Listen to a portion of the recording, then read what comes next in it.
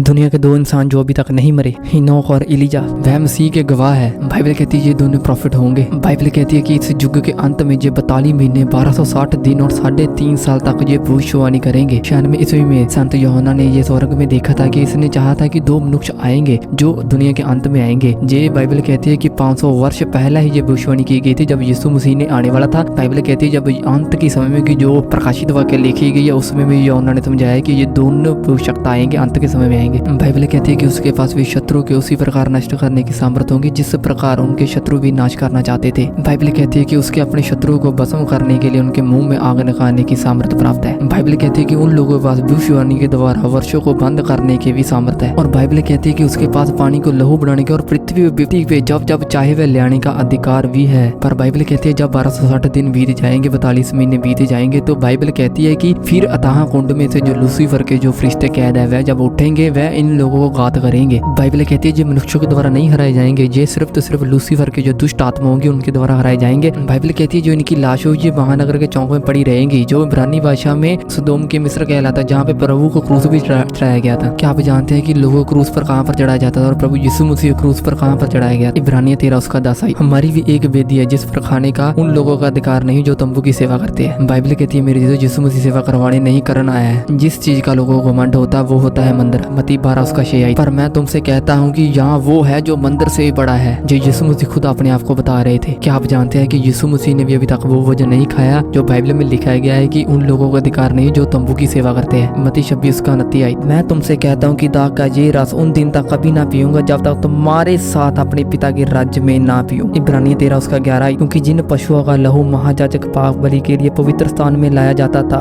उनकी देह छावनी के बाहर जलाई जाती थी। क्या आप जानते हैं कि मसीह की भी कुर्बानी यरूशलेम के बाहर हुई है? यूहन्ना 19 की 17। तब वह यीशु को ले गए और वह अपना क्रूस उठाए उस स्थान तक बाहर गया जो खोपड़ी का स्थान कहलाता था और वह इब्रानी भाषा में गुलगता था। मेरे दोस्तों ये मतलब बाइबल कहती है कि जो खोपड़ी का स्थान है इब्रानी भाषा में गुलगता, जिसको खोपड़ी का स्थान बोला जाता है, ये यरूशलेम के बाहर है, ये अंदर नहीं है। जो मैं आपको मैप में दिखा रहा हूँ ये देखो, ये है गोलगता, ये है यरूशलेम। यहाँ से मेरे दोस्तों बाइबल कहती है कि यीशु मसीह कुर्बानी हुई थी, जो मतलब एक वचन पूरा हुआ था। बाइबल कहती है अगर कोई भी कुर्बानी होनी होगी है ना उसको पवित्र स्थान में लिया जाता है, पर उस जब कुर्बान किया जाता है वह मंदिर से बाहर किया जाता है। ऐसे यरूशलेम से यीशु मसीह को बाहर कुर्बान किया गया ताकि उसकी कुर्बानी से बहुत लोग बचाए जा सके यीशु मसीह के नाम में। इब्रानियों 13 उसका 12। इसी कारण यीशु ने भी उन लोगों को अपने लहू के द्वारा पवित्र करने के लिए फाटक के बाहर दुख उठाया। मेरी दोस्तों बाइबल जहाँ पर बता रही है कि यीशु मसीह ने भी यरूशलेम के बाहर जाके कुर्बानी दी है, क्योंकि बाइबल की ये आयत बता रही है। अब हम देखते हैं कि जो 2 गवाह आने वाले वो कहाँ पर आएंगे। प्रकाशित वाक्य 11 उसकी 8। उनके शव उन बड़े नगर के चौक में पड़े रहेंगे तो उनका आत्मिक रूप में सदोम और मिस्र कहलाता है और जहाँ उनके प्रभु को भी क्रूस पर चढ़ाया गया। बाइबल कहती है कि मेरे अजीजों ये 2 गवाह वहाँ पर आएंगे जहाँ पर उनके प्रभु को भी क्रूस पर चढ़ाया गया, जिसका नाम जीसस क्राइस्ट है।